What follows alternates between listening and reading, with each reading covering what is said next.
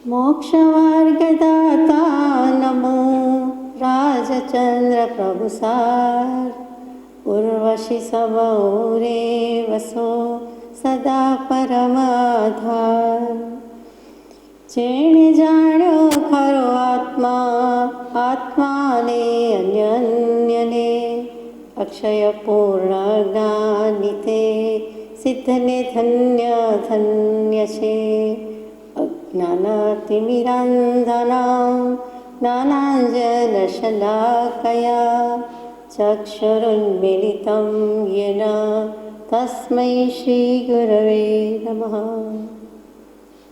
સત્શ્રુતને નમસ્કાર, તારક ત્રિપુટીને નમસ્કાર, અસીમ ઉપકારી આત્માને નમસ્કાર, માવિત્રોને નમસ્કાર, માવિત્રો સમાન મુરબ્બીઓ મુમુક્ષોને નમસ્કાર. પરમ કૃપાળુ દેવ પ્રણીત વચનામૃતજી અંતર્ગત મોક્ષમાળા શિક્ષા પાઠ 52.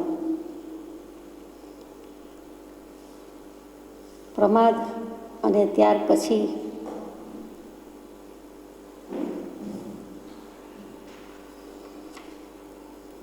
એકાવનમો પાઠ વિચાર કર્યો આપણે કે વિવેક એટલે શું, પ્રમાદ દૂર કરવા માટે શું હોવું જોઈએ, પ્રમાદ કોને કહેવાય, અને વિવેક છે તો બધું છે, ભેદ જ્ઞાન છે તો બધું છે, સમ્યક જ્ઞાન છે તો બધું છે. એ વિવેકથી વાત કર્યા પછી હવે અત્યારે આપણે શિક્ષા પાઠ 52ને યથાશક્તિ વિચારણા કરીએ. જ્ઞાનીઓએ વૈરાગ્ય શા માટે બોધ્યું? સંસારના સ્વરૂપ સંબંધી આગળ કેટલું કહેવામાં આવ્યું છે તે તમને લક્ષમાં હશે. જ્ઞાનીઓએ એને અનંત ખેદમય, અનંત દુઃખમય, અવ્યવસ્થિત, ચળ વિચળ અને અનિત્ય કહ્યો છે. આ વિશેષણો લગાડવા પહેલાં એમણે સંસાર સંબંધી સંપૂર્ણ વિચાર કરેલો જણાય છે. અનંત ભવનો પર્યટન, અનંતકાળનું અજ્ઞાન, અનંત જીવનનો વ્યાઘાત, અનંત મરણ, અનંત શોક એ વડે કરીને સંસાર ચક્રમાં આત્મા ભમ્યા કરે છે. સંસારની દેખાતી ઇન્દ્રવર્ણા જેવી સુંદર મોહિનીએ આત્માને તટસ્થ લીન કરી નાખ્યો છે. એ જેવું સુખ આત્માને ક્યાંય ભાસતું નથી. એટલે કે સંસાર જેવું સુખ આત્માને ક્યાંય ભાસતું નથી. તો વિચાર કરીએ કે જ્ઞાનીઓએ વૈરાગ્ય શા માટે બોધ્યો અને પરમ કૃપાળુદેવ જેવા પરમાત્માએ આ કાળમાં આપણું કલ્યાણ કરવા માટે મોક્ષમાળાના સર્જનમાં શિક્ષા પાઠ 52મો શા માટે આ વૈરાગ્યનો મૂક્યો?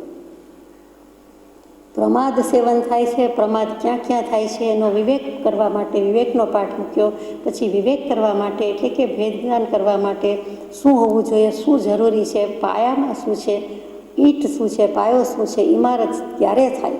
તો કે વૈરાગ્ય વિનાની ઈંટ વિના કે વૈરાગ્યનું ચણતર ઘડતર થયા વિના, પાયા વિના મોક્ષની ઇમારત બની શકે નહીં. ગમે તે ગચ્છ મત જાતિ જીવ હોય પણ વૈરાગ્ય પહેલો જોઈએ. વૈરાગ્ય હોય તો એને કંઈક થાય. વૈરાગ્ય શું? તો વૈરાગ્યનું સ્વરૂપ પાછું બીજા કોઈ પાઠમાં બતાવે છે કે વૈરાગ્ય એ ધર્મનું સ્વરૂપ છે. એ શિક્ષા પાઠ ઘણું કરીને 57મો છે. અહીંયા વૈરાગ્ય શા માટે બોધ્યો? એટલે પહેલો પ્રશ્ન થાય કે વૈરાગ્ય શું? અને એમાં પહેલું વચન છે સંસારના સ્વરૂપ સંબંધી આગળ કેટલું કહેવામાં આવ્યું છે તે તમને લક્ષમાં હશે. એટલે કે ભાવના બોધમાં અને 12 ભાવનામાં જે પહેલી ભાવના મૂકી તે વૈરાગ્યની જ 12 ભાવના છે. એમાં અનિત્ય, અશરણ અને પછી ત્રીજી ભાવના મૂકી તે સંસાર ભાવના મૂકી. એ સંસાર ભાવનામાં આપણે યથાશક્તિ વિચારણા કરી જ છે. અનંતકાળનો આપણો અનુભવ પણ છે કે સંસાર શું, સંસાર ભાવ શું. તેમ છતાં સંસાર ભાવ કે દેહ ભાવ કે લૌકિક ભાવથી પર ઇતર એવો પરાત્પર કોઈક ભાવ છે, પરિણામિક ભાવ છે એની પણ વાત કરીએ છીએ. પણ પરમ પરિણામિક ભાવ શું, સહજ સ્વભાવ શું અને આત્મભાવ શું એના પ્રત્યે અગર તો આત્મ સ્વભાવ શું એના પ્રત્યે દુર્લક્ષ સેવાયું છે. તો એ સંસાર ભાવના લક્ષમાં હોય તો આગળ કામ થશે એમ કહે છે. એટલે કૃપાળુદેવ કે જ્ઞાનીઓએ એને એટલે સંસારને અનંત ખેદમય કહ્યો.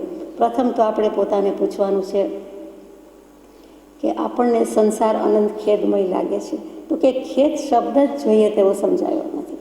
બોલતા હોઈએ છીએ કે ખેદ થયો, પણ પશ્ચાતાપ થયો, અફસોસ થયો, ખેદ થયો, દિલગીરી થઈ.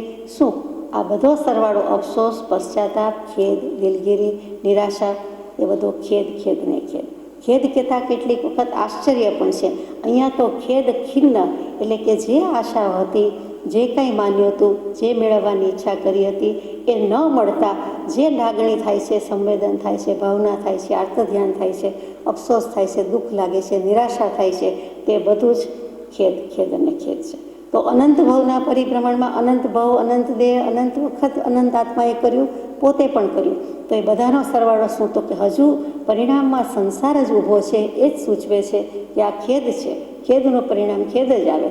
આશાનું પરિણામ, જેમ આત્મા અજર અમર અવિનાશી, તેમ આશા પણ અજર અમર અવિનાશી કહીને ઊભા રહ્યા. તૃષ્ણા પાઠમાં ઘણી વિચારણા કરી કે આવું જ આશાનું સ્વરૂપ, આવું જ તૃષ્ણાનું સ્વરૂપ, એવું જ આત્માનું અજર અમર અવિનાશીત્વ છે. આત્મા મોક્ષે જાય છે જ્યારે તૃષ્ણાની તરસ તો છીપતી જ નથી. તો કહેવાનું તાત્પર્ય કે જ્ઞાનીઓએ સંસારને અનંત ખેદમય કહ્યો છે, ત્યાર પછી અનંત દુઃખમય કહ્યો છે. દુઃખ કોને કહીએ? કે જે કંઈ પ્રાપ્ત કરવું છે તે પ્રાપ્ત ન થયું એટલે જે ભાવ થાય છે તે દુઃખ છે. ખેદમાં થોડોક અફસોસ, દિલગીરી છે, જ્યારે દુઃખમાં દુઃખ જ કહી દીધું કે ઘણો પ્રયાસ કર્યો, દુર્લભતા જેવી વસ્તુ છે છતાં સુલભ થઈ શકે છે એનો લક્ષ ચૂકી ગયા કે ભલે દુર્લભ હોય, ભલે બીજા પાસે ન હોય, પણ મને તો આમાંથી સુખ મેળવતા આવડશે, હું પ્રયત્ન કરીશ તો જરૂર ફળશે, પુરુષાર્થની સિદ્ધિ થશે. એમ કરીને પ્રયત્ન કર્યો કે સંસારમાં ગમે તે વસ્તુ મેળવવા, આત્માની વાત સાંભળવા કરવા માટે પણ કહ્યું, પણ એનું પરિણામ હજુ દુઃખમય આવ્યું. કેમ કે જે ફળ ઉગાડવાનું હતું, કે સમ્યક દર્શન લઈને કરવાનું હતું, આત્મજ્ઞાન લઈને કરવાનું હતું, વિવેકપૂર્વક કરવાનું હતું, વેદજ્ઞાનથી જંપ કરવાનું હતું, એ કર્યું નહીં. એટલે હજુ સંસાર દુઃખમય જ છે, અનંત દુઃખમય છે. એ જ સંસારમાંથી જ્ઞાની પુરુષો તારવીને સારવીને પોતાના કપડાં ભેલા ન થાય, બગડે નહીં, મેલ ન લાગે, છાંટા ન ઉડે, એક અંશનો અંશ પણ ન રહે, તેવી રીતે રાગ અને લોભના અંશ છોડીને બચીને કડી કાળમાં પણ મોક્ષ થઈ શકે છે, જઈ શકે છે. તેવી રીતે સંસારનું દુઃખ સંબોધીને, ઉદ્દેશીને, અનુભવીને, એમાંથી જ માર્ગ કરીને સાંકડા માર્ગમાંથી જ મોક્ષના માર્ગમાં ગયા છે. તો તે પ્રભુને નમસ્કાર છે. પણ અહીંયા સંસારનું સ્વરૂપ સમજાવવા માટે કહ્યું કે અનંત દુઃખમય છે. પોતાને પૂછવાનું છે કે દુઃખ લાગ્યું છે કે કેમ? દરેક જ્ઞાની, દરેક વૈરાગી, દરેક વિતરાગી કહી ગયા, પોકારીને ગયા કે હો સંસાર સમુદ્ર અથાગ છે, અપાર છે, અને એને પાર પામવા માટે ઉપશમ લાવો, ઉપશમમાં આવો, વગેરે વગેરે. આત્માને આત્મ ઉપયોગમાં લાવો, આ સંસાર સમુદ્રથી તરી જાઓ. કેમ કે સંસારને 4 ઉપમા જે પાઠમાં આપી એમાં પણ જાણીએ છીએ કે દાવાનલ કીધો, વિષ્ણુ વૃક્ષ કીધું, શકટ ચક્ર કીધું, બધું જ કીધું. સંસાર સમુદ્ર કહેતા, એક સંસાર સાગર, ભવસાગર કહેતા દુઃખનો દરિયો ભર્યો છે, આપણને લક્ષ્યમાં છે, તેમ છતાં દુઃખમય લાગ્યું નથી. તો કંઈક પ્રાપ્તવ્ય જુદું છે, કંઈક ગંતવ્ય જુદું છે. આપણો લક્ષ્ય જુદો છે માટે થયું નથી, અથવા લક્ષ્ય પછી પુરુષાર્થમાં કચાશ છે, પુરુષાર્થમાં કચાશ છે એટલે પ્રતીતિમાં કચાશ છે, પ્રતીતિમાં કચાશ છે એના મૂળમાં વિવેક કર્યો નથી, વિવેકની કચાશ છે. આ બધું જ સરવાળો શું થાય છે? તો કે દુઃખ. જે સુખ મેળવતા પછી કે મેળવ્યા પછી કે જેમાં સુખ લાગે એમાં થોડીક વાર પછી જ કે થોડા દિવસ પછી કે થોડી મિનિટ પછી એ દુઃખમય લાગે, એ સૂચવે છે કે દુઃખમય જ છે. પશ્ચાત દુઃખ તે સુખ નહીં. સુખ મેળવવાના ફાંફા એ પણ દુઃખમય છે. પ્રયત્ન કરવો પડે છે, પ્રયાસ કરવો પડે છે. તો જ્યાં આયાસ, પ્રયાસ, પ્રયત્ન, યત્ન છે ત્યાં સુખ નથી. આત્માનું સુખ સહજ સ્વાભાવિક છે. જ્યાં પ્રયત્ન કર્યો ત્યાં જ દુઃખ થયું. પરાણે કરીએ કે આસાનીથી કરીએ, પહેલું સુખ શું છે? તો આત્માનું કે જ્ઞાની પુરુષનું સહજ સ્વાભાવિક સુખ છે. એ નથી પ્રાપ્ત થયું એટલે સંસાર દુઃખમય જ છે. સંસાર આમ પણ દુઃખમય છે, વધુ દુઃખમય લાગે છે. એ જ સંસારમાં રહ્યા છે શરીરધારી, દેહધારી જ્ઞાની પુરુષને કેમ દુઃખમય લાગે છે કે નહીં? તો કે સંસાર દુઃખમય લાગે છે એટલે એનો નિર્ધાર કરી દીધો, પાકે પાયે નિશ્ચય કરી દીધો. પછી ભલે સદેહ હોય તો પણ દેહાતીત દશા હોવાથી, નિર્વિકારી દશા હોવાથી એમને પોતાના સ્વભાવનું સુખ લાગે છે, પોતાની સ્થિતિનું સુખ છે, બીજું કોઈ સુખ નથી. સંસાર તો દુઃખમય જ છે. સંસારમાં એમને કોઈ દિવસ સુખ શોધવાનો પ્રયત્ન કર્યો નથી. એ સમજી ચૂક્યા છે, નિર્ધાર થઈ ગયો કે સંસારમાં સુખ નથી. એટલે અનંત દુઃખમય છે એમ આપણને સમજાવે છે, કેવડાવે છે, ગોખાવે છે કે કેમ માનતા નથી. આપણે માનીએ છીએ 24 કલાકમાંથી થોડીક વાર માનીએ છીએ, થોડીક વાર માનતા નથી. આ તકલીફ છે, આ આપણું નિદાન છે. આપણો રોગ આ છે, આપણું નિદાન આ છે. અને એ ભગવાનને ટાળવું છે. આગળ જઈએ. અને અવ્યવસ્થિત છે. સંસાર તે વળી અવ્યવસ્થિત કહેવાય. વિશ્વ વ્યવસ્થા જીનાગમ પ્રમાણે તો ફર્સ્ટ ક્લાસ ચાલે છે. ષટ દ્રવ્યાત્મક જગત છે, વિશ્વ વ્યવસ્થા છે. તો આ વ્યવસ્થિત જગતને, વ્યવસ્થિત વિશ્વને અવ્યવસ્થિત કેવી રીતે કહેવાય? તો કે જગતને અહીંયા સંસાર કીધું છે એ અવ્યવસ્થિત. કઈ અપેક્ષાએ કહ્યું છે કે બધા જ સરખા નથી. એક રાય છે, એક રંગ છે, એક સુરૂપ છે, એક કુરૂપ છે, એક ભણેલો છે, એક મૂર્ખ છે, વગેરે અસમાનતા, બધી જાતની અસમાનતા, બધી જાતની વિષમતા, તેનું નામ અવ્યવસ્થિતતા છે. બધું જ કોઈને કોઈ વ્યવસ્થિત કારણને લઈને રહ્યું છે. કારણ વિનાના કાર્ય કંઈ. એટલે નિયમ તો છે જ, અને એક ભેદે નિયમ એ જ આ જગતનો પ્રવર્તક છે. પણ ભગવાન જ્યારે સંસારને અવ્યવસ્થિત કહે છે ત્યારે એમ સમજાય છે કે બધું એક રાયને એક રંગ કેવા કેમ ભેદ છે. એટલે જો પરમાત્માએ સૃષ્ટિ બનાવી હોય તો આવો ભેદ હોઈ શકે નહીં. પણ આનંદ છે અને કોઈએ બનાવ્યું નથી અને કરતાં પણ રહેતું નથી. તો વ્યવસ્થિત કેમ નથી? તો કે બધું વૈષમ્ય, વૈવિધ્ય દેખાય છે. બધા જીવ સિદ્ધસમ છે, ચોક્કસ છે. સર્વ જીવ છે સિદ્ધસમ, જે સમજે તે થાય.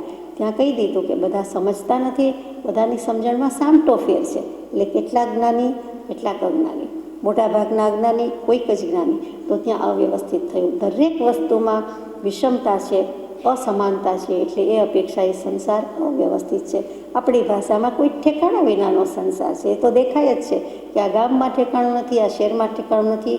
આપણે એમ કહીએ આપણામાં, મારામાં ઠેકાણું નથી. તો એ બધા જ ઠેકાણું નથી, વ્યવસ્થિત નથી. એટલે શું? તો કે એવી પવિત્રતા નથી, એવી એક સૂત્રતા નથી, એક વાક્યતા નથી, સમાનતા નથી. સાદી ભાષામાં અસમાનતા છે, વિષમતા છે. ચળ વિચળ. સંસારનું સ્વરૂપ ચળ વિચળ છે. સાચી વાત છે. સંસાર એટલે શું? તો કે સમ અને શ્રુ. સાપની જેમ સરી જઈએ છીએ, અપ્સરાની જેમ સરી જઈએ છીએ. એટલે કે સમય સમયે જીવ કોઈને કોઈ ભાવ પરિણમન તો કર્યા જ કરે છે. તો એ સ્વભાવની બદલે વિભાવ પરભાવમાં પરિણતિ કરી રહ્યો છે. એ જ સંસાર છે. સંસાર એટલે મોટા થવું, ભણવું, પરણવું, ઘર માંડવું, સંસાર માંડવું, માત્ર તેટલો સ્થૂળ મર્યાદિત અર્થ નથી. સંસાર કહેતા સમય સમયે વિભાવ પરભાવમાં સરી પડે છે તે સંસાર. એટલે સંસારમાં ચળવિચળ કહી. ચળવિચળ જ સંસારનું નામ છે. ચળવિચળ એટલે કેટલાક પરિણામ સ્થિર છે, કેટલાક અસ્થિર છે. તો દરેક જીવના પરિણામ જુદા જુદા છે. કોઈક જીવના તે સમયે અચળ હોય, સ્થિર હોય. એટલે આપણે લેવું પડે કે ચળ અને અચળ. કેટલીક વખત કોઈના પરિણામ ચળ છે, કોઈના પરિણામ અચળ છે. સમસ્ત સૃષ્ટિમાં કોઈક જીવના તો પરિણામ ચલ હોવાથી અને કોઈકના અવિચળ હોવાથી, અચળ હોવાથી એમ લેવું પડે કે ચળ વિચળ. દરેક વસ્તુમાં નિત્ય અનિત્યતાની અપેક્ષા છે. અહીંયા ચળ વિચળ કહી દીધું. રાગ દ્વેષના પરિણામ, રતિ અરતિના પરિણામ, શુભાશુભ પરિણામ થયા વિનાનું ક્યારે રહ્યું? કોઈને કોઈ રીતે જ્યારે જે જીવ શુદ્ધ ભાવમાં વર્તે છે, શુદ્ધ ઉપયોગમાં વર્તે છે, તેને આપણે અચળ પરિણામ કહીએ. બાકી તો ચળ વિચળ થયા જ કરે છે. એટલા માટે સંસારનું સ્વરૂપ પણ આ જ છે. અને છેલ્લું વિશેષણ મૂક્યું કે અનિત્ય કહ્યું. સંસારને જ્ઞાની પુરુષોએ અનિત્ય કહ્યો છે. કઈ અપેક્ષાએ કહ્યો છે? સંસાર તો રહેવાનો જ છે. જેમ સિદ્ધ ગતિ રહેવાની છે, તેમ ચારે ગતિ રહેવાની છે. તો સંસારનું સ્વરૂપ એ અપેક્ષાએ તો નિત્ય જ છે, ટકવાનું જ છે. પણ ક્ષણ ક્ષણભંગુર છે. એમ કે તરત જ નામ તેનો નાશ, જન્મે તે જાય. એ બધી અપેક્ષાએ એક ગતિમાંથી બીજી ગતિ, એક યોનિમાંથી બીજી યોનિ, એક પર્યાયમાંથી બીજી પર્યાય, એ અપેક્ષા એ નિત્ય છે, અનિત્ય છે. આત્મા દ્રવ્ય નિત્ય છે, પર્યાય પલટાય. પર્યાયનું નામ જ એ કે પરિણમન થયા કરે છે. સમય સમયે દ્રવ્ય પરિણમન કર્યા કરે, અવસ્થાંતર થયા કરે. તો એ જ વસ્તુ સૂચવી અનિત્યતા.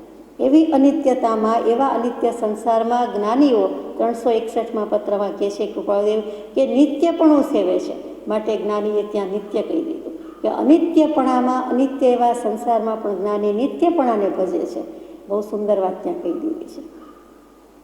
તો આ ક્ષણનું બધું સંસાર છે, સમાજ છે, ક્ષણનું બધું જ છે. આ વિભાવ પરિણતિ છે, ક્ષણનું પરિવર્તન છે, પર્યાય છે. અને પર્યાયનું જ નર્તન પરિવર્તન થયા કરે છે, બીજું કાંઈ નથી. આ વિશેષણો લગાડવા પહેલાં એમણે સંસાર સંબંધી સંપૂર્ણ વિચાર કરેલો જણાય છે. સંપૂર્ણ વિચાર કર્યો છે એટલે કે કેવલ જ્ઞાન થયું છે. જ્યારે આ લખાયું છે, ભગવાનને દરેક જીવનું સ્વરૂપ એવું લાગ્યું છે ત્યારે આ સ્વરૂપ મૂકેલું છે, એમને મૂક્યું નથી. પરિપૂર્ણ જ્ઞાન, સંપૂર્ણ જ્ઞાન પછી સંસારની અસારતા સંબંધી અથવા તો સંસારમાં સારભૂત શું છે, સંસારને અસાર કેમ કયો, અથવા સંસારમાં પણ કેટલાક સુખ છે અને કેટલાક નથી એમ કેમ કહે છે? તો કે સંસારમાં સુખ બિલકુલ જ નથી, છતાં જ્યારે સંસારી સુખ, પૌદ્ગલિક સુખ, ભૌતિક સુખ, દૈહિક સુખ, લૌકિક સુખ, એમ પ્રપંચ કહીએ માયિક સુખ, એવું બધું બોલીએ છીએ, બોલવું પડે છે. કેમ કે જીવોએ, સંસારી જીવોએ, મોટાભાગના જીવોએ વિષય અને વિષયજનિત સુખને પ્રાધાન્ય આપ્યું છે. બહુમતી પસાર એમ લખ્યું છે કે મોટા ભાગનાને વિષયનો આનંદ છે, 5 ઇન્દ્રિયના વિષય અને મનથી એ આનંદ લે છે, પણ એ આનંદ નથી, એ સુખ નથી, એ આભાસ છે. પાણી નથી છતાં પાણી શોધે છે. સંસારની માયામાં મેં તો વલોવ્યું પાણી, દૂધમાં ઘી હોય એ પણ મનાતું નથી, જ્યાં સુધી જોઈએ નહીં, કોઈને કરતા જોઈએ નહીં, વાંચતા જોઈએ નહીં, વિચારતા જોઈએ નહીં અને અનુભવીએ નહીં, ત્યાં સુધી દૂધમાં ઘી રહેલું છે એ માનવું પણ મુશ્કેલ છે. પણ હવે આપણે માનીએ છીએ કે દૂધમાં તો ઘી રહેલું જ છે, તો આત્મા તો સારભૂત પદાર્થ એક જ છે, પણ સંસારને સાર વિનાનો કહી દીધો. તો સંસાર શબ્દમાં જ સાર આવ્યો અને છતાં બધી રીતે સરી પડે છે, તે છતાં સંસારને અસાર કેમ કહ્યો? તો કે ત્યાં સારભૂત પદાર્થ છે, તે પ્રયોજનભૂત છે, તે એકમાત્ર આત્મતત્વ છે. એ જ્યારે પોતાના ભાવમાં છે, આત્મભાવ સ્વભાવમાં છે, ત્યારે સારભૂત, બાકી અપ્રયોજનભૂત થયું. પોતે ચેતન એક જ આ પદાર્થ એવો છે, બાકીનું બધું જ છે. આત્મા સિવાયનું જે કંઈ 5 દ્રવ્ય છે એ પણ સંસારમાં આવી ગયું, તો એ તો કેવું છે? એ અસારભૂત છે, એ નિસાર છે, સાર વર્જિત એવા સંસારમાં. કૃપાળુદેવ લખે દુરંત અને સાર વર્જિત. એનો અંત નહીં આવે એમ નથી, અંત આવી શકે છે, પણ દુઃખેથી આવે છે, મુશ્કેલીથી આવે છે, દુર્લભતાથી આવે છે. એટલે દુરંત અને વળી લખે સાર વર્જિત. એમણે જે કાંઈ બધું હતું તે સાર વર્જિત છોડી દીધું, સંસારમાં સાર કંઈ નથી એમ છોડી દીધું. એટલે પોતાનો સારભૂત પદાર્થ હતો તે આત્મા હાથમાં આવ્યો, મોક્ષમાં જવાયું. તો સંસાર સંબંધી સંપૂર્ણ વિચાર કરીને લખ્યું છે. અનંત ભાવનું પર્યટન, અનંતકાળનું અજ્ઞાન, અનંત જીવનનો વ્યાઘાત, અનંત મરણ, અનંત શોક એ વડે કરીને સંસાર ચક્રમાં આત્મા ભમ્યા કરે છે. આપણે એટલું તો માનીએ છીએ, કેવલ જ્ઞાની ભગવંતે કીધું છે કે અનંતકાળથી રખડીએ છીએ, અનંત ભવ થયા, અનંતકાળથી આ બધા પૂતગલ પરાવર્તન થયા કરે છે, એટલું આપણે સ્વીકાર્યું છે.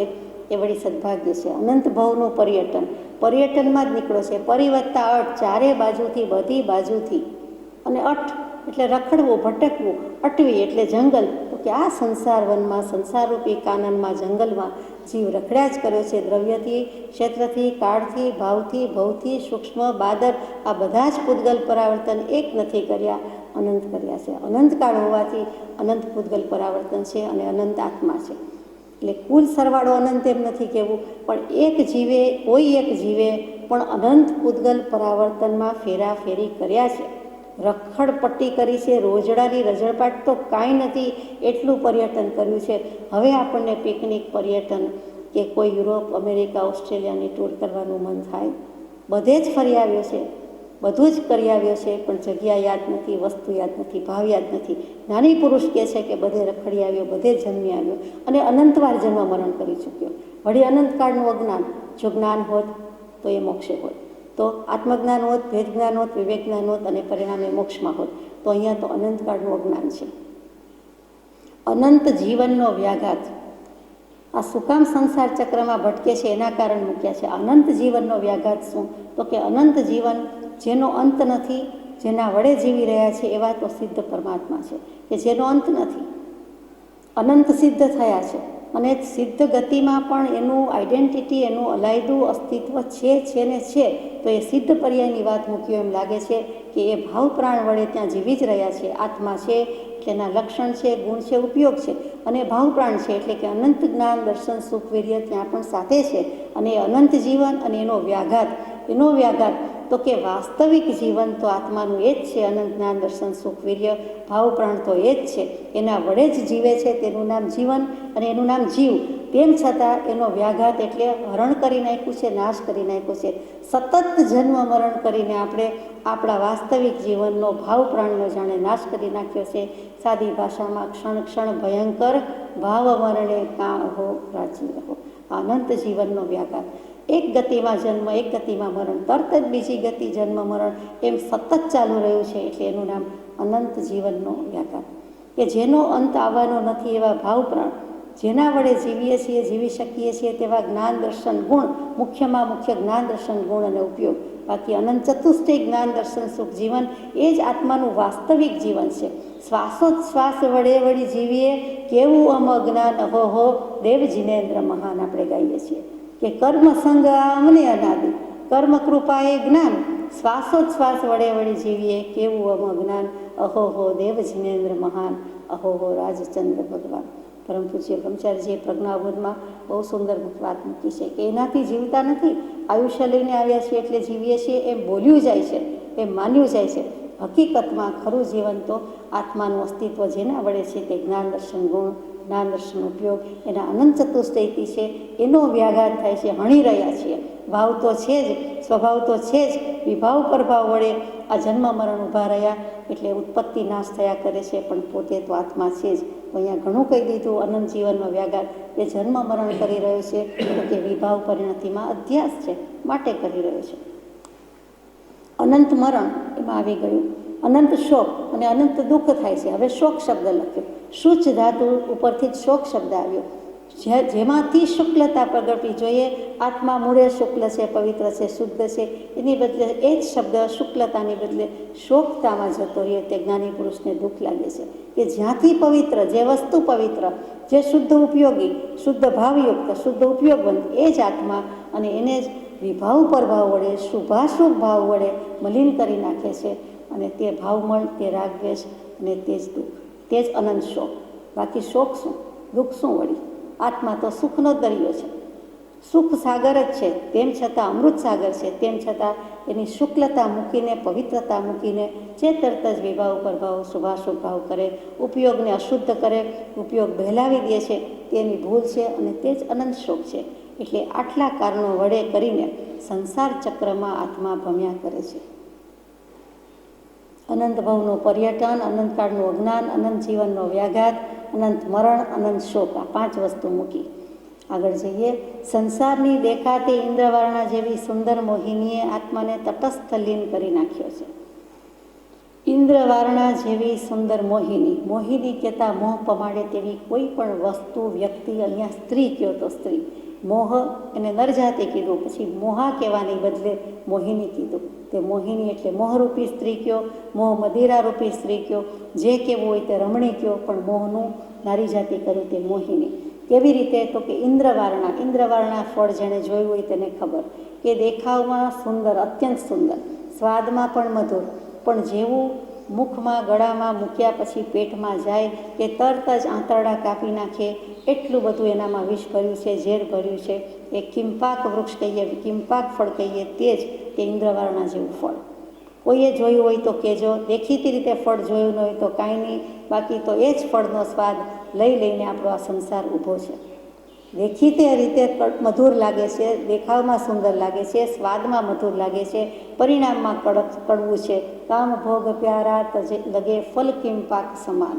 બૃહદ આલોચનામાં કહીએ છીએ કે 5 ઇન્દ્રિયની વિષય વાસના અને છઠ્ઠું મન, તેના વડે જે કાંઈ ભોગવ્યું તો કે કામ કથા, રાગ કથામાં જ અનંત જીવન ગયું, હજુ જાય છે. એ વાલું લાગે છે, મીઠું લાગે છે, પણ એનું ફળ, એનો ઉદય તે કિંપાક સમાન છે. આ કિંપાક એટલે જ ઇન્દ્રવારણા જેવું ફળ. એ કિંપાક અને ઇન્દ્રવારણા પર્યાય શબ્દ છે. તો કે એ ફળ જ એવું છે. દેખીતી રીતે ભલે કોઈ ઝાડ પર ન જોયું, પણ સંસારનું એવું ફળ છે. કડવું વૃક્ષ તે સંસાર, અને તેનું ફળ કડવામાં કડવું, તે સ્વાદમાં કડવું કયો તો કે સ્વાદમાંય મીઠું, પણ પેટમાં ગયું ક્યાં તરડા કાપી નાખે તેવું ઇન્દ્રવારણા ફળ. તો કે તરત જ ભાવ મરણ એટલે એમાં ઊભા છીએ, ખડા છીએ. તો સંસારની દેખાતી એટલે સાચી નથી, સો કોલ્ડ મનાતી, માનવામાં આવતી, હકીકતમાં તેમ નથી, પણ એવું બધા કહે છે. જ્ઞાની નથી પણ કહેવાતા જ્ઞાની, વક્તા નથી પણ કહેવાતા વક્તા, સાચા શ્રોતા નથી પણ કહેવાતા સદગુણી શ્રોતા, મુમુક્ષુ નથી પણ કહેવાતા મુમુક્ષુ. તેવી રીતે દેખાતી ઇન્દ્રવારણા છે તો નહીં, પણ સંસાર એવો જ છે, દેખાવમાં આવો છે, તો કે સાચો નથી તેવો. તો તેવું ફળ એનાથી આત્માને તટસ્થ લીન કરી નાખ્યો છે. હવે તટસ્થ લીન શું? તટ એટલે કિનારો, અને ત્યાં ઊભું રહેવું તે તટસ્થ. કિનારે ઊભો જોયા કરે છે. નદીનો હોય, સરોવરનો હોય, દરિયાનો હોય, તળાવનો હોય, જે તળાવની તો પાળ કહેવાતી હશે, પણ જે કહ્યો તે અહીંયા દરિયા કિનારો કીધો. તો સંસાર સાગરના આરે ઊભા રહીને જોયા કરે છે, કિનારેથી પણ સંસારમાં પડતોય નથી, એટલે દરિયામાંય પડતો નથી, તેમ ઘર ભણી ગામ ભણી શહેર ભણી પણ જતો નથી. એટલે કે પોતે જ્યાં છે ત્યાં બેભાન જેવો, જળ જેવો સ્તબ્ધ થઈને મૂઢ થઈને ઊભો છે. એ તટસ્થલીન કરી નાખ્યો છે. કુટસ્થલીન જેમ આવે છે, કુટસ્થ આત્મા કુટસ્થ છે, તો કે પર્વતનું શિખર તે કૂટ અને ત્યાં ઊભો હોય તેને તેના જેવી સ્થિરતા હોય તે કુટસ્થ કહીએ. કૂટ એટલે એરણ પણ કહીએ, તો કે એરણ અને ઘણ જેમ ઘા પડતા હોય છતાં પેલીને કાંઈ થતું નથી, ગમે તેવા ઘણના ઘા મારતા હોય તો એને કંઈ થતું નથી, તેવી રીતે આત્માને કાંઈ થતું નથી. જે થાય છે તે બહાર થાય છે, બીજામાં થાય છે. બીજું બહાર કોણ છે? તો કે પર્યાયમાં થાય છે. દ્રવ્ય આત્માને કાંઈ ભોગવો પડ્યો નથી, ડેન્ટ પડ્યો નથી, ડાઘ લાગ્યો નથી. નરકના દુઃખ સહન કરીને આવ્યો, સ્વર્ગના સુખ સહન કરીને આવ્યો, તો પણ એને કાંઈ થયું નહીં. એના આત્મપ્રદેશ ઘસાયો નથી, એને નુકસાન થયું નથી. મોટું નુકસાન તો છે જ, સ્વભાવ સુખ ચાખ્યું નથી, અથવા તો સંસાર પરિભ્રમણ ઊભું છે તે, પણ પોતે સાવ જળ જેવો, સ્તબ્ધ, મૂર્ખ, મૂઢ જેવો થઈ ગયો છે. તે તટસ્થલીન કરી નાખ્યો છે. એ કાંઈ વિચારી શકતો નથી, વિવેક કરી શકતો નથી. આ વિવેક કરવા માટેની વાત છે કે જ્ઞાનીઓએ વૈરાગ્ય શા માટે બુદ્ધ્યું. એ જેવું સુખ આત્માને ક્યાંય ભાસતું નથી. એ મોહિનીમાં સુખ લાગ્યું છે, મોહરૂપી સુખ લાગ્યું છે, એ મોહિનીમાં પડી ગયો છે. આ સઘળા સંસારની રમણીના એક રૂપ એ જ વસ્તુ જુદી રીતે છેલ્લા સંદેશમાં મૂક્યું તે કે ઉપજે મોહ વિકલ્પથી સમસ્ત આ સંસાર અંતર્મુખ અવલોકતા વિલય થતા નિવાર. તો મોહિનીથી સત્ય સુખ અને એનું સ્વરૂપ જોવાની એણે આકાંક્ષા પણ કરી નથી. આ મોહભાવ અને એનાથી સત્ય સુખ અને એનું સ્વરૂપ જોવાની આકાંક્ષા કરી નથી. પ્રાપ્તિ તો ન થઈ સત્ય સુખની, પણ સત્ય સુખનું સ્વરૂપ જોવાની પણ ઈચ્છા કરી નથી. કે આ સિવાયનું કંઈક સુખ છે, આ સિવાયની કંઈક ઈચ્છા થવી જોઈએ, એ પણ નથી. પતંગની જેમ દીપક પ્રત્યે મોહિની છે, તેમ આત્માની સંસાર સંબંધે મોહિની છે. કૃપાળુદેવ છે. કરુણા સાગરને કેટલું લાગી આવ્યું છે ત્યારે લખે છે, સર્વશાસ્ત્રોના સારરૂપ વાત મૂકી કે પતંગ કોઈ પણ ફૂદું જીવડું, ઉડતું જીવડું જે દીવાનો પ્રકાશ જોઈને એમ નથી થતું કે આ હવે કાળ લીધો કે લેશે છે, આ ઊભું જ છે, મારો જ વારો છે અને હું હમણાં પડીશ, જંપલાવીશ, મરી જવાનું છું, થતું નથી. મરું છે મરવાના સમય પહેલાં, પણ હું મરણ સન્મુખ થાઉં છું એમ જતો નથી, પણ તેની સમક્ષ જાય છે. અંધારામાંથી એ જીવડું દીવાના પ્રકાશમાં પ્રકાશ ખોળવા શોધવા જાય છે, એને જડતો નથી, પોતાનો દીવો બુઝાઈ જાય છે. એ દીવામાં તરત જ પતંગિયું એવું જીવડું જે કંઈ અંધારામાં ઉડતા હોય છે જીવો, તે બધા જ મરી જાય છે. તો એક વિષય સુખથી એવું થાય છે, હાથે લઈ દીવો કહો કોને કુએ પડવું ગમે. હાથમાં દીવો લઈને પોતે સ્વપર પ્રકાશક એવી ચૈતન્ય સત્તાનો ગુણ ધરાવનાર આત્મા, અને છતાં બીજે પ્રકાશ શોધે પતંગિયું અને દીવોનું દૃષ્ટાંત. એ દીવાના પ્રકાશમાં અંજાઈને પ્રભાવિત થઈને પોતાનું જીવન બરબાદ કરે, હોમી દે. એવું જ આપણે કરીએ છીએ, સંસારી જીવો કરે છે કે વિષય સુખમાં, પાંચ ઇન્દ્રિયના વિષય, એ બધા વિષયમાં અને વિષય સુખમાં, અને વળી મન અધિષ્ઠાતા છે એના વડે. મન બીજું કાંઈ નથી, આત્માનો ઉપયોગ છે. પોતાના ભાવમાં ઉપયોગમાં રહેવાની બદલે વિચારવાનું, મનન કરવાનું કામ કરીને તરત જ શુભાશુભ ભાવ અને શુભાશુભ ઉપયોગ કરી નાખે. શુદ્ધમાં કેમ રહેતો નથી, કેમ સ્વભાવમાં ટકતો નથી, કે સ્વભાવ સુખની જાણવાની આકાંક્ષા કરી નથી, તો દીપક દીવાની જેમ અને દીવાની સામે રહેલા પતંગની જેમ આત્માએ હંમેશા સંસાર જ ભજ્યો છે, સંસાર જ પૂજ્યો છે. કેમ કે સંસાર ભાવ જ આવડે છે કરતાં, દેહ ભાવ જ આવડે છે. આત્મભાવ કે આત્મ સ્વભાવની ઝાંખી પણ થઈ નથી, ઝંખનાટ જ થઈ નથી. જ્ઞાનીઓ એ સંસારને ક્ષણભર પણ સુખરૂપ કહેતા નથી. પાછી છાપ મારી કે જ્ઞાનીઓ એ સંસારને ક્ષણ માટે પણ સુખ છે એમ કહ્યું નથી. એટલે જ્ઞાનીઓએ તો સંસારમાં સુખ છે એમ વાત ઉડાવી જ દીધી છે, ફેંસલો જ લઈ લીધેલો છે કે છે જ નહીં, હોય તો અમે ન રહીએ એમ ચોખ્ખું કહી દે છે. તલ જેટલી જગ્યાઓ પણ એ સંસારની ઝેર વિના રહી નથી. તલ જેટલી જગ્યા આખા લોકમાં, તલ જેટલી કહી, રાઈ જેટલી નહીં પણ તલ જેટલી. તિલાંજલિ કહીએ છીએ એટલે ત્રીજી આંગળીએ કોઈ પવિત્ર પ્રસંગમાં તિલાંજલિ ઉડાડતા હોઈએ, મૂકતા હોઈએ, તિલાંજલિ આપી કહેવાય. શું કામ? તો કે 3 લોકમાં બધું જ તણખલા સમાન છે. 3 લોકનું રાજ, 3 લોકનું સુખ અમને તણખલા સમાન છે. એમ જ્ઞાની પુરુષ જ્યારે કહે છે ત્યારે એમને સમ્યક દર્શન થાય છે. જગતમાંથી 3 કાળમાં, 3 લોકમાં તણખલા જેટલું, તરણા જેટલું, તલ જેટલું પણ કાંઈ એમને જોઈતું નથી, એમાં સુખ લાગ્યું જ નથી. એટલે કોઈ વસ્તુ, કોઈ ભાવ, કોઈ પરિગ્રહ જોઈતો નથી, બાંધતો નથી. પરિગ્રહ કહેતા વસ્તુ, પરિગ્રહ કહેતા મિથ્યાત્વ વગેરે અંતરંગ પરિગ્રહ, ત્યારે તો એમને આત્માની અનુભૂતિ થાય, ત્યારે તો એને આત્માનું સુખ, આનંદ અનુભવાય છે.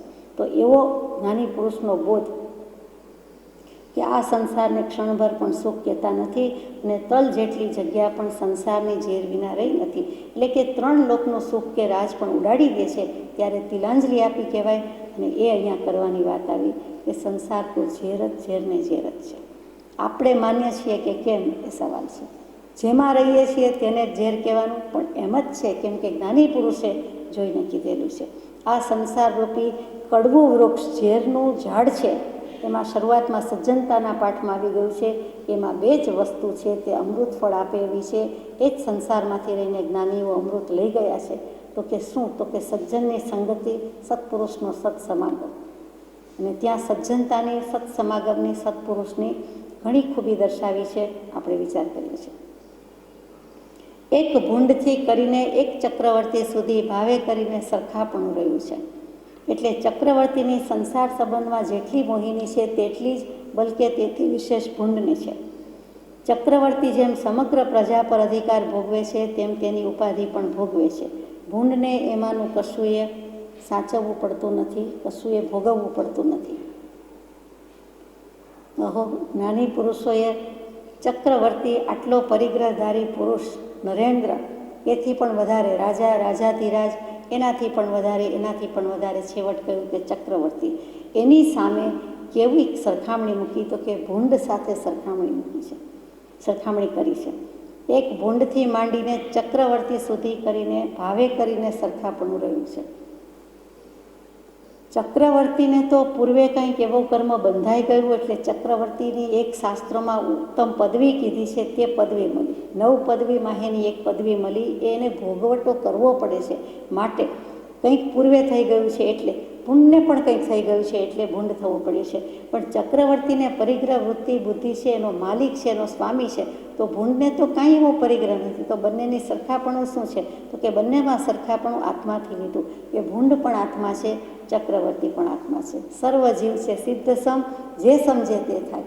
આજનો ચક્રવર્તી જો ધર્મમાં આવે નહીં, ધર્મ સન્મુખ થાય નહીં, તો કાલે શું દશા થશે ખબર નથી. ભૂંડથી પણ નિકૃષ્ટ દશા થાય. આજનું ભૂંડ કદાચ સ્વભાવ સન્મુખ થઈ જાય, તિર્યંચ ગતિમાં પણ સમ્યક દર્શન થઈ શકે છે.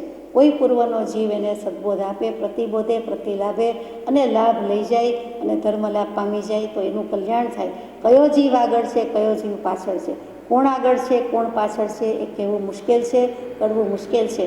તો ત્યાં બધાને કહી દીધું કે ભાવે કરીને સરખાપણું રહ્યું છે. ચક્રવર્તીનો ચક્રવર્તી ભવ, ભૂંડનો ભૂંડનો ભવ, એ બંને ભવમાં શું સામ્ય છે? બંને આત્મા છે, બંનેનો પરિગ્રહ છે. ચક્રવર્તીનો દેખીતો પરિગ્રહ છે, આપણે જાણીએ છીએ. ભૂંડનો પરિગ્રહ શું છે? તો કે પરિગ્રહ બુદ્ધિ છે અને 5 ઇન્દ્રિયના વિષયની આસક્તિ છે. કામ ભોગમાં અત્યંત લાલચું છે, કામી છે, લંપટ છે, જે કયો તે છે. ચક્રવર્તીને પણ વિષય સુખની કોઈ કમી નથી. કામ ભોગ પ્યારા લગે, ચક્રવર્તીને લાગુ પડે. બંનેમાં સરખું છે, બંનેના ભાવ સરખા છે. પરિગ્રહ બુદ્ધિથી, સામ્રાજ્યથી, સત્તાથી, અધિકારથી અને વળી સર્વ જીવાત્મા પ્રમાણે સ્વભાવી છે. આત્મા તો બધા જ છે. એટલે ચક્રવર્તીની સંસાર સંબંધમાં જેટલી મોહિની છે તેટલી જ, બલકે તેથી વિશેષ ભૂંડને છે. ચક્રવર્તી કરતાં પણ એને આગળ કર્યો. ચક્રવર્તી જેમ સમગ્ર પ્રજા પર અધિકાર ભોગવે છે, તેમ તેની ઉપાધિ પણ ભોગવે છે. દ્રુપતિ જીતતા જીતીએ દળપુરને અધિકાર. એક રાજા બીજા રાજાને જીતી લે, એક સરકાર એક દેશ બીજા દેશને જીતી લે, એટલે દેશ બીજા દેશની, જીતેલા દેશની બધી જ સાધન સંપત્તિ, સમૃદ્ધિ તે દેશની, જીતનાર દેશની કહેવાય. એક રાજા જીતતા આખું રાજ્ય જીતી ગયા. તો અહીંયા પણ કહે છે કે જેટલું સમગ્ર પ્રજા ઉપર અધિકાર છે, તેટલી જ તેની ઉપાધિ પણ ભોગવે છે. જેટલું પ્રજા ઉપર સ્વામિત્વ, અધિકાર, એટલી જ એને લાયબિલિટી છે, એટલી જ જવાબદારી છે અને ઉપાધિના પોટલા છે. એક ઘરમાં આપણને ખબર પડે છે, તો પછી ઘર સિવાય આટલા ઘર કે આટલા ઘરોનો માલિક એવો ચક્રવર્તી, એને કેટલી બધી ઉપાધિ હોય. જ્યારે ભૂંડને તો એમાંનું કશુંય ભોગવવું પડતું નથી. ભૂંડને આમાંનું કાંઈ નથી, તેમ છતાં સરખા કીધા છે. અધિકાર કરતાં ઉલટી ઉપાધિ વિશેષ છે. ચક્રવર્તીનો પોતાની પ્રત્યેનો પ્રેમ જેટલો છે તેટલો જ, બલકે તેથી વિશેષ ભૂંડનો પોતાની ભૂંડણી પ્રત્યે પ્રેમ રહ્યો છે. ચક્રવર્તી ભોગથી જેટલો રસ લે છે તેટલો જ રસ તે ભૂંડ પણ માની બેઠું છે. ચક્રવર્તીની જેટલી વૈભવની બોળતા છે તેટલી જ ઉપાધિ છે. ભૂંડને એના વૈભવના પ્રમાણમાં છે. ભૂંડને અને વળી વૈભવ બંને જન્મ્યા છે અને બંને મરવાના છે. આમ અતિ સૂક્ષ્મ વિચારે ક્ષણિકતાથી, રોગથી, જરાથી બંને ગ્રાહિત છે.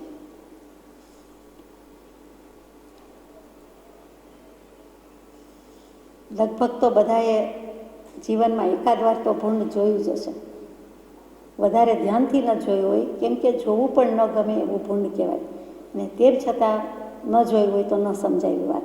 તો જોયું કે ન જોયું એ ગૌણ વાત છે, પણ એ તીવ્ર કામેચ્છાવાળું, મોટામાં મોટા કુટુંબવાળું અને વિષ્ટા અને કચરો ખાનારું, વસ્તીમાં રહેનારું, ચોપગું પશુ જ છે અને એની પશુતાનો કોઈ પાર નથી.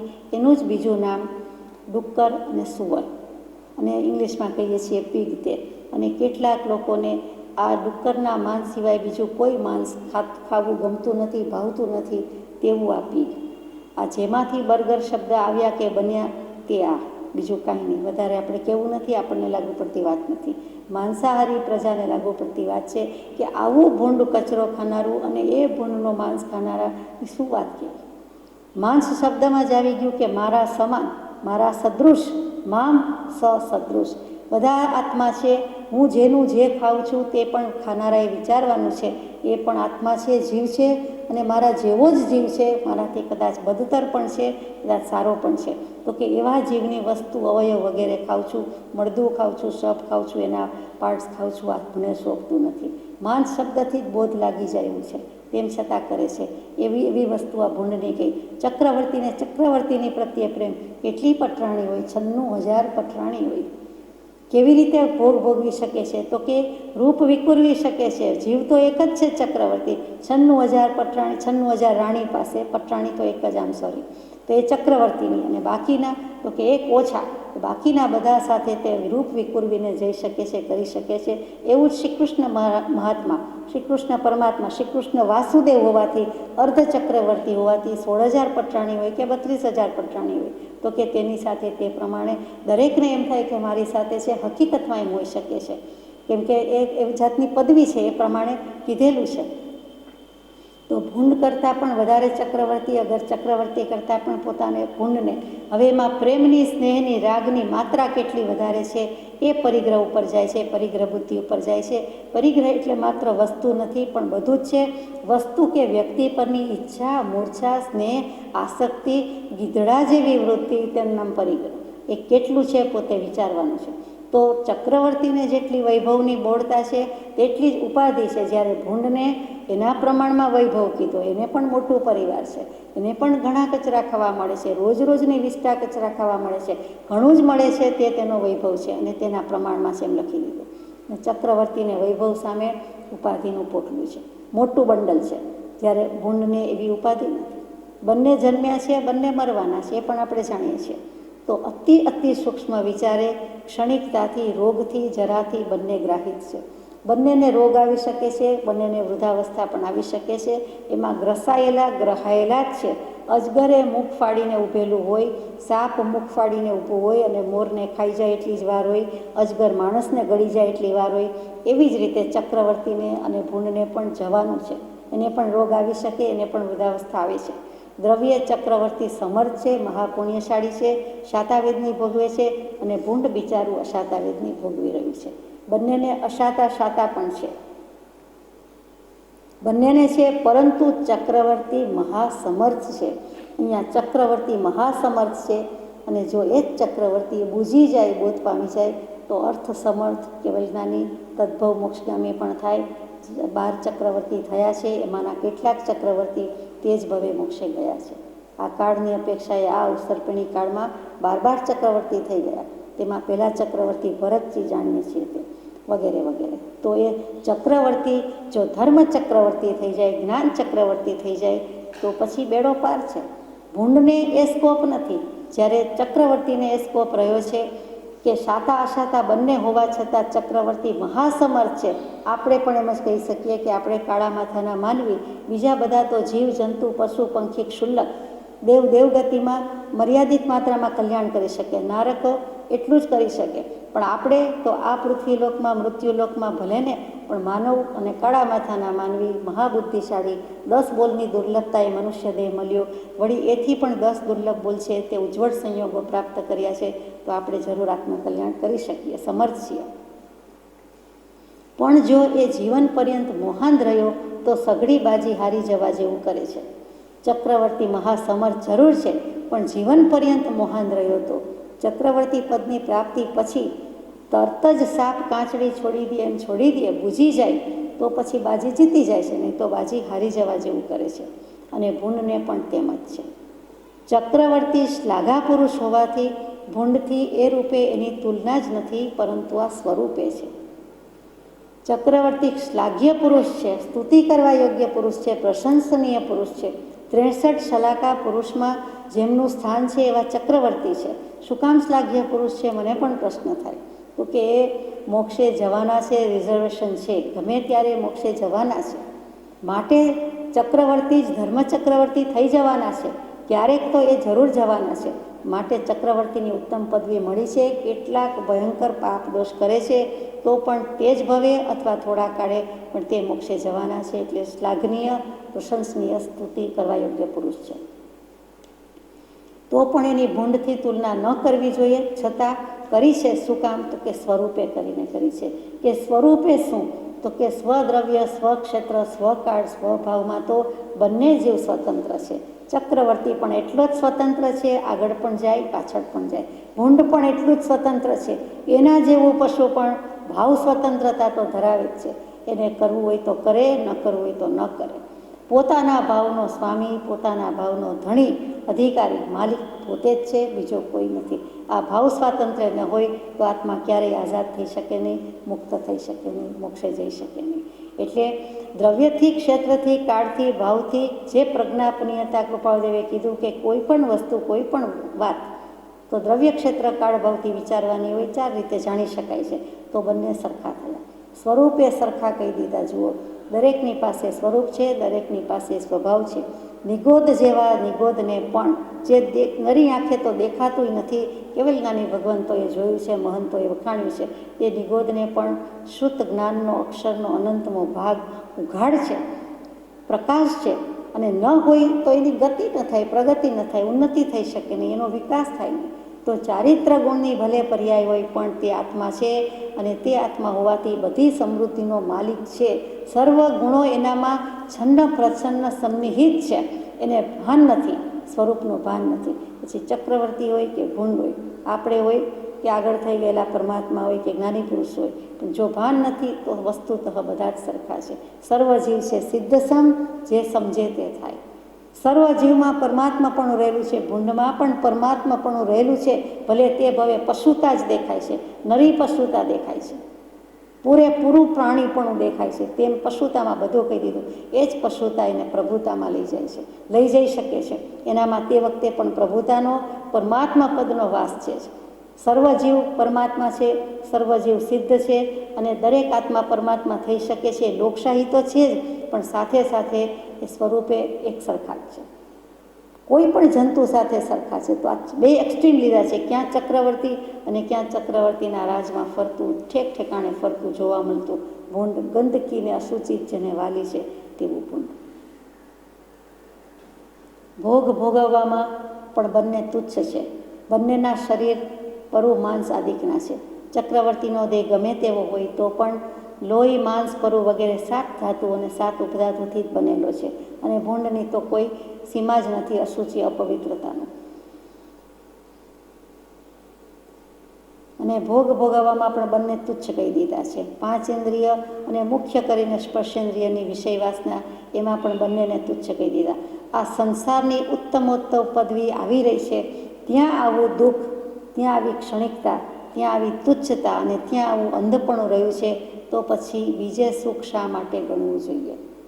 કૃપાળદેવ આપણને પૂછે છે કે ચક્રવર્તીથી વધારે તો શું હોય આ ભવમાં, આ દેહમાં, આ મનુષ્ય દેહમાં? તો પણ એને દુઃખદ છે, વળી ક્ષણિક છે. જ્યારે ઋષભકૂટ પર્વત પર ચક્રવર્તી કાકીણી રત્નથી નામ લખવા જાય છે ત્યારે જુએ છે કે અહો અનંતકાળમાં આવા તો અનંત પર્વત હશે, અનંત ચક્રવર્તીના નામ છે, અને હવે એક મારું નામ લખવું હોય તો જગ્યા કરવી પડશે, આમાં કોઈ જગ્યા જ નથી. ત્યારે એને પણ વૈરાગ્ય આવી જાય છે, ભાન આવી જાય છે, ભાન પ્રગટી જાય છે કે હો આ પરિગ્રહ બુદ્ધિમાં જ મેં કર્યું, આ એક નામ લખવા માટે કર્યું કે આ નામ લખાવવા માટે કર્યું, ભલે પોતે બાંધી દીધેલા કર્મ ત્યાંથી બૂજી જાય છે. એને તુચ્છતા, ક્ષણિકતા, પામરતા ત્યારે વેદાઈ જાય છે કે હું પંગુ જ છું, હું પામર છું, હું સનાથ નથી, હું અનાથ છું. આ એક નામ લખવા માટે આટલું બધું એમ જેણે થઈ જાય છે તેવું દુઃખ, તેવી ક્ષણિકતા, તેવી તુચ્છતા, અને વળી અંધપણું રહ્યું છે કે હજુ સુધી મોક્ષે ગયો નથી, તો જ્ઞાનરૂપી પ્રકાશ થયો નથી, તો આત્મા હોવા છતાં હું પરમાત્મા નથી, તો એ મારો અંધાપો જ છે. સ્વચ્છંદરૂપી અંધત્વ કયો કે જે રીતે મિથ્યાત્વરૂપી અંધાપો કયો પણ અંધ જ છે, તો પછી બીજે સુખ શા માટે ગણવું છે? ચક્રવર્તીને પણ જો દુઃખ લાગી જાય છે, આ દુઃખ જ છે એમ લાગે છે, ક્ષણિક લાગે, તુચ્છ લાગે, પામર છે એવું લાગે, તો પછી આપણને તો લાગે એમાં નવાઈ નથી. એ સુખ નથી, છતાં સુખ જે ગણો તે જે સુખ ભયવાળા અને ક્ષણિક છે તે દુઃખ જ છે. માનો કે જરાક વાર માટે સુખ લાગ્યું તો પણ એ ભયાન્વિત સુખ છે, અને જ્યાં ભય આવ્યો, શંકા આવી, શોક આવ્યો, ત્યાં સુખ છે જ નહીં, એને સુખ કહે જ કોણ? અને છતાં ક્ષણિક લાગ્યું પછી નથી લાગતું તો એ દુઃખ જ થયું, સરવાળે દુઃખ જ છે, પરિણામે દુઃખ જ છે. અનંત તાપ, અનંત શોક, અનંત દુઃખ જોઈને જ્ઞાનીઓએ આ સંસારને પૂંછ દીધી છે તે સત્ય છે. તો આટલું તો આપણે પણ સ્વીકારીએ કે સ્વરૂપમાં તપતા નથી તો ત્રિવિધ તાપથી તો તપી જ રહ્યા છીએ. સ્વરૂપમાં તપ કરવું તે તપ, સ્વરૂપમાં પ્રતપન કરવું તે તપ, તે પ્રવચન સારનો સાર, આખા શાસ્ત્રનો સાર, વચનામૃતજીનો સાર, તો કે સ્વરૂપમાં પ્રતપન કરવું. તો અહીંયા સ્વરૂપ તો છે જ, પોતાના દ્રવ્ય ક્ષેત્ર કાળભાવ સંભાળીને રહેવાની બદલે વિભાવ પરભાવમાં જાય છે, પરદ્રવ્ય પરભાવ ગ્રહણ કરે છે, એટલે મોટો ચોર છે. તો અહીંયા કહી દીધું અનંત તાપ, ત્રિવિધ તાપ, આધિ વ્યાધિ ઉપાધિનો તાપ જ છે, અનંત શોક છે, દુઃખ દુઃખ ને દુઃખ જ છે, વળી અનંત દુઃખ કયું, બીજું કયું? અને જોઈને જ્ઞાનીઓએ સંસારને પૂંછ દીધી છે.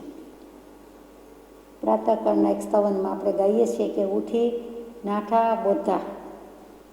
પ્રભુશ્રીજીના બોધમાં પણ વારંવાર આવતું ઉઠી નાઠા બોધા. એ શું? તો કે સંસારથી, સંસાર ભાવથી વિરામ પામી ગયા હે જીવ, આ ક્લેશરૂપ સંસાર થકી વિરામ પામ, ત્યાંથી વિરામ પામ્યા એટલે શું થયું? સંસારને પાછળ રહી ગયો, પોતે આગળ દોટ મૂકી, સંસાર પાછળ, પોતે આગળ, પોતે સ્વભાવ સન્મુખ, મોક્ષ સન્મુખ, સંવેગ નિર્વેદપૂર્વક સંસારને પૃઠ દેવાઈ ગઈ, વૈરાગ્ય આવી ગયો એટલે પાછળ રહ્યો, પીઠ આપી દીધી. અને જ્ઞાની પુરુષ એટલે કે જે કોઈ જાગી ગયા, ઉઠી નાઠા એટલે સંસારથી નાઠા, અને બોધા, બોધ પામી ગયા, ત્યાંથી ઊભા થઈ ગયા, ત્યાંથી ભાગી ગયા, ત્યાંથી નાસી ગયા, અને બુદ્ધા એટલે બોધા કહ્યું, ત્યાં બોઘાની બોધા એટલે કે બોધ પામી ગયા. ઉઠી નાઠા બોધા, સંસારથી ઊભા થઈ ગયા, સંસારથી ઉઠી ગયા. એક જીવ ઉઠી જાય સંસારમાંથી, આપણી વચ્ચેથી ઉઠી જાય તો ઉઠમણું કહીએ છીએ ખરું?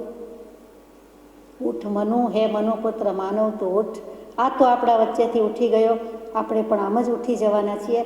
આ સંસાર ભાવથી ઉઠી જા, ઉત્તિષ્ઠત, ઊભો થા, ઉઠી જા, એમ નામ ઉઠમણું. ત્યાં જ વૈરાગ્ય આવી જાય એવી વાત છે.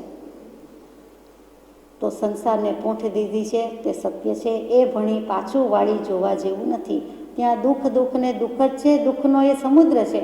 ઘણી વખત જૂની વાર્તામાં આવે, કથામાં આવે, પુરાણમાં આવે, બધામાં આવે, જૂનાગમમાં પણ આવે કે પાછું વાળીને જોવાનું નહીં. જો પાછો વળ્યો તો એકડે એકથી શરૂઆત કરવાનું, રિવર્સ લેવાનું નહીં, રિવર્સ જોવાનું નહીં. આટલું મંત્ર બોલવાનો પણ પાછળ નહીં જોવાનું, પાછળ શું થયું એ નહીં જોવાનું, પાછલો શું કરે છે એ નહીં જોવાનું.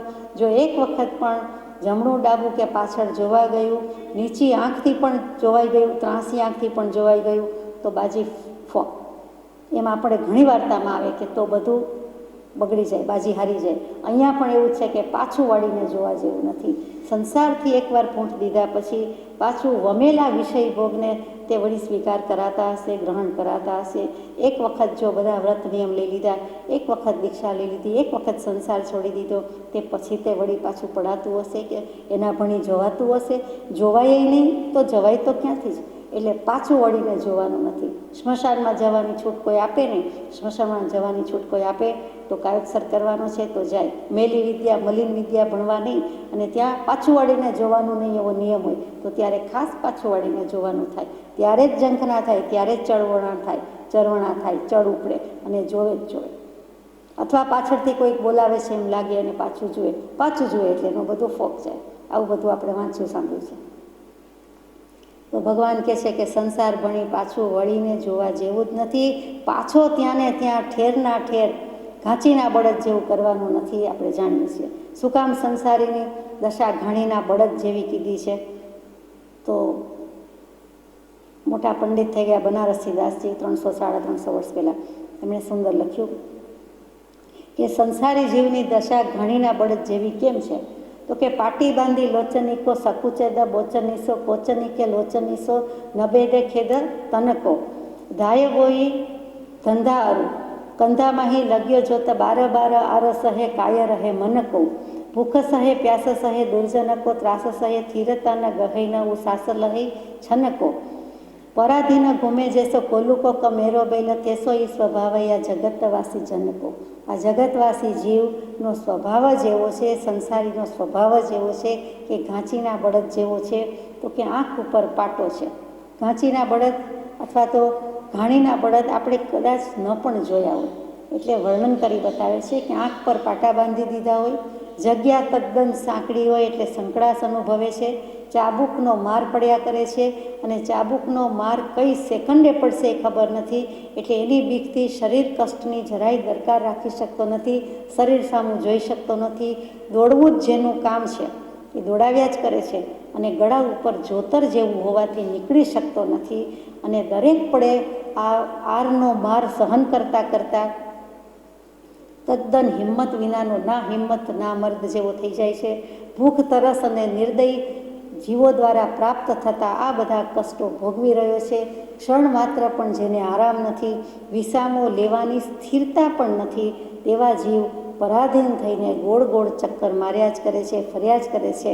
આમાં અને આપણામાં શું ફરક સરખામણી કરવા જેવું છે. આપણે આંખ પર પાટા બાંધી દીધા છે. અજ્ઞાનરૂપી અંધારો છે, મિથ્યાત્વરૂપી અંધાપો છે, અંધકાર છે, ત્યાં સુધી આંખે પાટા બાંધ્યા જેવો જ ઘાટ છે. જગ્યા સાંકડી જ છે. સિદ્ધ શિલામાં સંકળાશ પડે તેવું નથી. અનંત સિદ્ધાત્મા ત્યાં વસે છે, તે પણ 45 લાખ જોજનની લાંબી પડી છે. આ મનુષ્ય ક્ષેત્ર પણ 45 લાખ જોજનનું લાંબુ પડ્યું છે, પણ તેમાં આપણી જગ્યા ગમે તેટલી હોય તો પણ મર્યાદિત છે. સંકળાશમાં જ રહીએ છીએ અને જીવને તૃષ્ણાબેનની તરસ એવી છે, તૃષ્ણારૂપી તરસ. તૃષ્ણાનું નામ જ તૃષ્ણા, તરસ. કદી સંતોષ પામે નહીં, તરસ છીપાય નહીં તેવું. એટલે આપણને હંમેશા સંકળાશ છે. બીજી બધી સરખામણી કરવાની જરૂર નથી. ગળા ઉપર જોતર પણ કંઈ જેવી તેવી નથી. રાગ અને દ્વેષ બેને સંસાર ચક્રના ગાડાના બે પૈડા કહી દીધા છે તો એ બે બળદ મૂકી દીધેલા છે. એટલે પછી પોતે ને પોતે જ છે, પોતાનો ભાવ પોતે જ કરે છે. કાં તો ઉપયોગ રંજિત થાય છે, કાં તો બીજાને ઉપયોગ ગુંજાયમાન કરે છે. એટલે પોતે થાય કાં બીજાને કરે. કાં તો રાગ, કાં તો દ્વેષ, કાં તો રતિ, કાં તો ગમો, કાં તો અણગમો. આ રાગ દ્વેષ રતિ ગમા અણગમામાં જ એ વ્યસ્ત છે. એક સમય માત્ર પણ એને સ્વભાવ સુખ સમાધિ સુખ ચાખ્યું નથી. એટલે આવા બધા વચ્ચે રહે છે અને ચારે ગતિમાં ચક્કર લગાવે છે, ચોક પૂર્યા કરે છે. તો અહીંયા સંસારીની ઘાણીના બળદ જેવી દશા કહી દીધી છે. 3 વાર ભગવાન લખે છે દુઃખ અને દુઃખ જ છે. વળી ઓછું લાગ્યું તો સંસારને દુઃખનો સમુદ્ર કહી દીધો, દરિયો કહી દીધો. વળી આગળ લે છે બનારસીદાસજી કે સંસારી મનુષ્યોનું શરીર ગમે તે રીતે કોઈને કોઈ ધારણ કરીને ભટકે છે. આ ભવમાં મનુષ્ય છે એટલે એમ છે, પછી વળી કોઈ વાર ભૂંડ થશે, કોઈ વાર દેવ થશે, કોઈ વાર નારક થશે, કોઈ વાર જીવજંતુ થશે. એટલે ચારે ગતિમાં જુદી જુદી પર્યાય યોની લીધા જ કરે છે. સ્મશાનના દીવા અને રેતીના ટીંબા જેવી ક્ષણભંગુરતામાં રાચી રહ્યો છે. સ્મશાનના દીવા કેમ કયા હશે? તો કે સ્મશાનમાં દીવા ઓલવાઈ જતાં વાર લાગતી નથી અને એની કોઈ દરકાર કરતું નથી, પરવા કરતું નથી. કોઈ એ દીવો ઓલવવા માટે હાજર પણ રહેતું નથી. અને રેતીના ટીંબા તો કે રાજસ્થાન મારવાડમાં એવા અચાનક હવામાં ટીંબા બની જાય છે, રેતીના ટીંબા એવા પવનથી, અને પછી ક્ષણવારમાં જે વિનાશ પામી જાય છે. જેમ ઇન્દ્રધનુષ્ય, મેઘધનુષ્ય તો કદાચ થોડીક સેકન્ડ સમય સ્થિરતા રાખે છે, પણ આ રેતીના ટીંબા તો બહુ જ ક્ષણભંગુર કહેવાય છે, એની સાથે કર્યા છે. એટલે ઉડતી ધૂળ રજની સાથે સરખાવ્યા છે. એવા મોટા ટીંબા, એવા મોટા મકાન જેવા, ઢગલા જેવા બની જાય છે, તરત જ નાશ પામે છે. મનુષ્ય વસ્ત્ર આભૂષણથી સારા દેખાય છે એટલે મનુષ્ય સારા લાગે છે, પણ સંધ્યાના આકાશ જેવા ક્ષણવારમાં નાશ પામે છે. એટલા મલિન થઈ જાય છે કપડાં વગેરે, અને એવા જ રંગની જેમ વિલીન થઈ જાય છે. મોહ અગ્નિથી બળે છે તો પણ માયા મમતામાં લીન છે. જાતે બળે છે આદિ વ્યાધિ ઉપાધિમાં, બળું છે તો બચાવો બચાવો કહેવાની બદલે પાછી માયા મમતા રાખીને બળે છે, બેઠા છે હું ને મારું કર્યા જ કરે છે. મમતા શબ્દ જ એવો છે, મમ મારું, મમ ખાવું, મમ, અને એમાંથી મારું અને ખાવું, એમાંથી મારાપણું, તે મમતા. મમતા અને સમતા સાથે ઘર ન કરે. બળે છે છતાં સમતા, શાંતિ, સુખની ઈચ્છા નથી. એમાં ને એમાં માયા મમતા સાથે લીન છે. ઘાસ પર પડેલા ઓસ, તુષાર ઝાકળ બિંદુ જેવું ક્ષણમાં નાશ પામે છે. કેમ કે બ્રહ્મમાં ભૂલા પડેલા છે, સ્વરૂપની ઓળખાણ નથી. અને છેલ્લે બનારસીદાસજી હદ કરી કે પ્લેગના ઉંદરની જેમ નાચીને પટકાઈને તરત જ મરી જાય છે. એવા જીવો, એવા મનુષ્ય, એવા આપણે સંસારી, કે જ્યાં સુધી સિદ્ધ થયા નથી ત્યાં સુધી બધા સંસારમાં, અને ત્યાં સુધી સંસારી છે જ્ઞાન દશા નથી તો એ પ્લેગના ઉંદરની માફક ધરતીમાંથી, ભૂમિમાંથી બહાર આવે છે. જેને પ્લેગ થાય છે, ઉંદરને પહેલાં પ્લેગ થાય છે, એટલે એ ધરતીમાંથી, જમીનમાંથી, જ્યાં પણ રહેતા હોય ત્યાંથી બહાર આવે છે. બહાર આવીને 2 જ વખત એવા જોરથી પટકાય છે, પણ એની આકુળતા, વ્યાકુળતા કે જે વિવળતા હોય છે, એ જ્ઞાની પુરુષે તો એનો અનુભવ જાણે કર્યો છે, જ્ઞાનમાં જોયો છે, અને કહે છે આપણે તો કદાચ દેખીતી રીતે જોયું હોય અથવા ન પણ જોયું હોય તો એ કહે છે માનવા યોગ્ય છે કે નાચી કૂદીને, એટલે હર્ષથી નહીં પણ ભયંકર આર્ત ધ્યાન, રૌદ્ર ધ્યાનમાં અને આકુળતા વ્યાકુળતાપૂર્વક નાચીને તરત જ મરી જાય છે, દેહ છોડી દે છે. જીવો, બીજા જીવો પણ શું એવું જ નથી કરતા? સમાધિ મરણપૂર્વક નથી જઈ શકતા તો થોડા ઘણા અંશે આ ઉપમા સંસારી જીવને જ લાગુ પડે છે, એને જ આપેલી છે. છતાં બોધ એટલું કે વૈરાગ્ય એ જ અનંત સુખમાં લઈ જનાર ઉત્કૃષ્ટ ભૂમિઓ છે. તો મુખ્ય વસ્તુ જ છેલ્લે છે, સારાંશ રૂપે વાક્ય શું છે, સારભૂત શું છે, તો કે આમાંથી છૂટવા માટે વૈરાગ્ય, વિરાગતા, માધ્યસ્થ, શાંતિ, ઉપશમ, પ્રશમ અને કશાય વિજય અને દોષનો ક્ષય, આ બધું જ વૈરાગ્ય શબ્દના પર્યાય છે. એની જ હાલત છે, એની જ અવસ્થા છે, એટલે કે પર્યાય શબ્દો છે. વાચક ઉમાસ્વાતીજી, જેમણે મોક્ષશાસ્ત્ર રચ્યું, તત્વાર્થ સૂત્ર રચ્યું, તેવા ધુરંધર પંડિત જ્ઞાની પુરુષે, પરમાત્મા કોટીના પુરુષે આ લખ્યું છે કે વૈરાગ્યને જ માધ્યસ્થ કહેવાય, વિરાગતા કહેવાય, શાંતિ કહેવાય, ઉપશમ કહેવાય, પ્રશમ કહેવાય, કશાય વિજય કહેવાય અને દોષનો ક્ષય કહેવાય. એ વળી આપણે અવસરે વિચારીશું.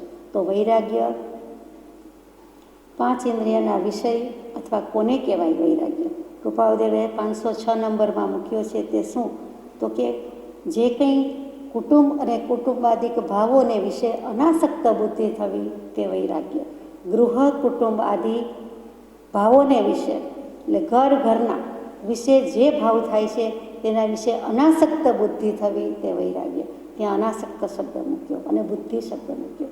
અનાસક્તપણાનો બોધ લાગી જાય તે વૈરાગ્ય. વૈરાગ્ય વેદાંત દર્શનના સાર રૂપે મૂકવું હોય, શંકરાચાર્યજીની ભાષામાં મૂકવું હોય તો બધેથી વૈરાગ્યની વ્યાખ્યાનો સરવાળો શું કે સાર શું? ઇન્દ્રિયો, ઇન્દ્રિયના સુખ એ પ્રાપ્ત કરવાના સાધન અને એના પ્રત્યેની જે ઈચ્છા, એથી વિમુખ થઈ જવું, વિરુદ્ધ થઈ જવું, તેનું નામ વૈરાગ્ય. એટલે કે ઇન્દ્રિય સુખ, સંસારના સુખ, એના સાધન, એનાથી વિરક્ત ભાવ હોવો તે વૈરાગ્ય. તેની ઈચ્છાથી વિરમી જવું, ક્લેશરૂપી સંસાર થકી વિરમી જવું તે વૈરાગ્ય. અને તે શું કરે છે? તો કે મોક્ષના આત્માના અનંત સુખમાં લઈ જનાર ઉત્કૃષ્ટ ભૂમિઓ છે. ભૂમિઓ શું? તો કે માર્ગદર્શક છે. મોક્ષના માર્ગને દર્શાવનારો, બતાવનારો વૈરાગ્ય છે.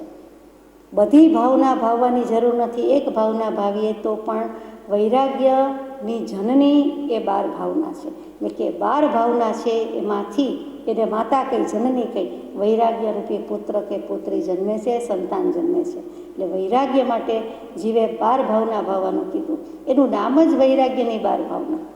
પાયાની 4 ભાવના મૈત્રી પ્રમોદ કારુણ્ય માધ્યસ્થ, વૈરાગ્યની 12 ભાવના અનિત્ય અશરણ સંસાર એકત્વ અન્યત્વ અશુચિ, પછી આશ્રવ સંવર નિજરા, ધર્મ ભાવના લોક ભાવના અને બોધિ દુર્લભ ભાવના, એ 12 ભાવના, અને તીર્થંકર પ્રકૃતિની 16 કારણ ભાવના. અહીંયા તો આપણને કહ્યું કે વૈરાગ્ય છે તે જ માર્ગદર્શક છે, ભૂમિયો છે, રાહબર છે. સંસાર રાહમાંથી ઉખેડી નાખનારો કોઈ હોય તો તે વૈરાગ્ય છે. માટે એના ગાઈડ તરીકે રાખ્યા વિના નહીં જવાય. શું કામ? તો કે ભર્તૃહરિજી જેવા ભર્તૃહરિજી, યોગીરાજ યોગેન્દ્ર ભર્તૃહરિજી કે એક વખતનો રાજા, રાજર્ષિ, અને પછી કેવો વૈરાગ્ય આવ્યો, કેવી આસક્તિનો અંચળો ફગાવી દીધો, જેવો નકર તેવો, જેમણે વૈરાગ્ય શતક લખ્યું. એમાં સારાંશ રૂપે એક મજાનો શ્લોક જે કૃપાળુદેવે ભાવનાબોધમાં સંસાર અનુપ્રેક્ષા વખતે મૂક્યો છે, અગર તો ભાવનાબોધની શરૂઆતમાં મૂક્યો છે. ભોગે રોગ ભયમ કુલે ચ્યુતિ ભયમ ચિત્તે નૃપાલાદ ભયમ માને દૈન્ય ભયમ બલે રિપુ ભયમ રૂપે તરુણ્યાદ ભયમ શાસ્ત્રે વાદ ભયમ ગુણે ખલ ભયમ કાયે કૃતાંતાદ ભયમ સર્વમ વસ્તુ ભયાન્વિતમ ભુવિ નૃણામ વૈરાગ્યમ એવ અભયમ. ભોગમાં રોગનો ભય, કુળમાં કુળનાશનો ભય, ધનમાં રાજાનો ભય, સરકારનો ભય, એમ રૂપને સૌંદર્યને પણ ભય, દરેક વસ્તુ ભયવાળી, સર્વમ વસ્તુ ભયાન્વિતમ ભુવિ નૃણામ, આ પૃથ્વી પર સમસ્ત વસ્તુ ભયવાળી છે. એકમાત્ર વૈરાગ્યમ એવ અભયમ. વૈરાગ્ય એ જ અભય છે કે અભયથી જીવ નિર્ભય થાય છે, નિસંગ થાય છે. સજા.